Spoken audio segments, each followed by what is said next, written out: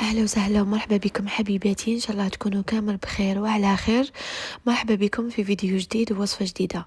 ما زلنا متواصلين مع سلسلة حلويات العيد، واليوم جبت لكم صابلي سنيكرز.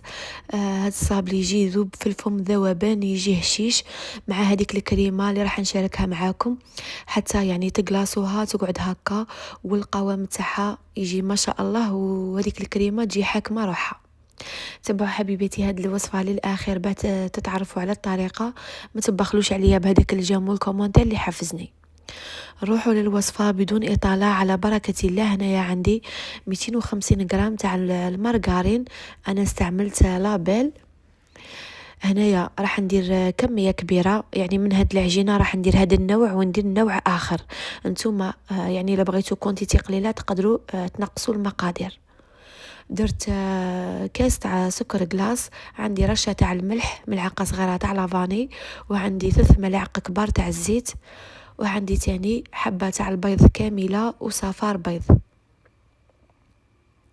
نخلط هنايا كامل هذوك المكونات بالباتر حتى تحصلوا على قوام، يعني تحصلوا على هذا الخليط الكريمي، ولا يتشبه لا بوماد. حتى يعني تقدروا تخلطوا بيديكم عادي، المهم تخلطوا مليح. نضيف هنايا كاس غير ربع تاع نشا، وعندي 2 كيسان تاع الفرينه، ونلم هاد العجينه بهذا الطريقه. لازم العجينه ما تنشفوها تاني، ما تخلوها طريه.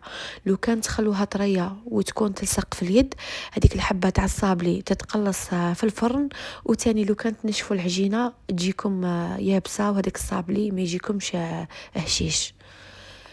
شوفوا هنايا الكاس الثالث راح نضيفه تدريجيا، وهاد العجينه دات لي 3 كيسان ونص تاع الفرينه. نتوما على حسب الفرينه تاعكم حتى تحصلوا على هاد العجينه. شوفوا تكون طريه. راح نقسمها على زوج، ونخلي هنايا النص في الثلاجه والنص راح نخدم به. كي تخلوها في الثلاجه، الحبه تاع الصابلي كي طيبوها الحجم تاعها ما يتغيرش، يعني ما تكبر ما تصغر. شوفوا حليت هذاك الجزء على كيس بلاستيك. شوفوا نحله بهذه الطريقة على سمك واحد، ومن بعد نطبع بهذا الطابع الأوفال. انتم تقدروا تطبعوا بأي طابع عندكم. شوفوا الحبة ما تكون خشينة تاني ما تكون رقيقة بزاف. نستف كامل هاد الحبات في السني مباشرة، نديرهم يطيبوا في الفرن على 180 درجة. نحمرهم من تحت ونطفي، يعني بلا ما تشعلوا عليهم من الفوق، غير قيس ما طيب هاد الحبة من تحت وطفوا.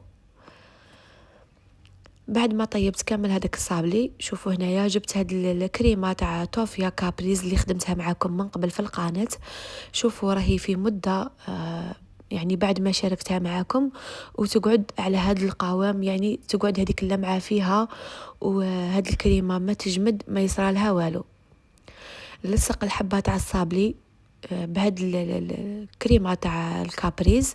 تقدروا نتوما ديروا الكونفيتير ولا كريمه البندق ولا اللي كان عندكم عادي.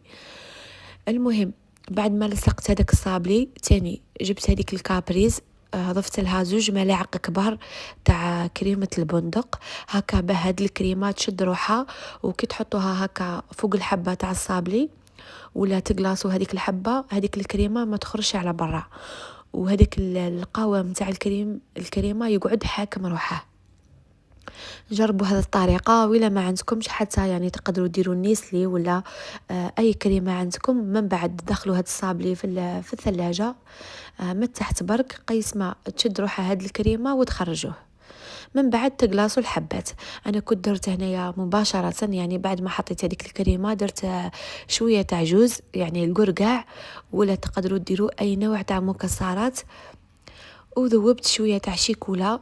كنت ضفت لها شويه تاع الزيت، يعني نصف ملعقه كبيره تاع زيت، ونقلاصي هنايا الحبات بكل سهوله، يعني طريقه سهله وبسيطه.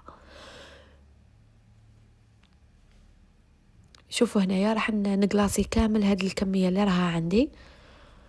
وقلت لكم هذيك العجينه تقدروا تنوعوا منها، يعني ديروا هاد الصابلي سنيكرز ولا ديروا صابلي واحد اخر.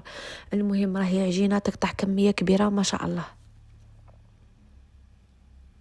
وهذه هي النتيجة حبيباتي بعد ما يعني بردت هاد الشيكولا. كنت زينتها بهذا الموتيف تاع عيد سعيد. أكيد التزيين يبقى على حسب الرغبة. جات بسم الله ما شاء الله، يعني تجي هشيشة هشيشة وطرية، وهذيك الكريمة تجي روعة. جربوها حبيباتي، اكيد راح تعجبكم. ما تنساوش تبحثوا لي تطبيقاتكم كما العاده، فيسبوك، انستغرام، ولا حتى تيك توك. ونقول لكم حبيباتي في امان الله في وصفه جديده ان شاء الله. الى اللقاء.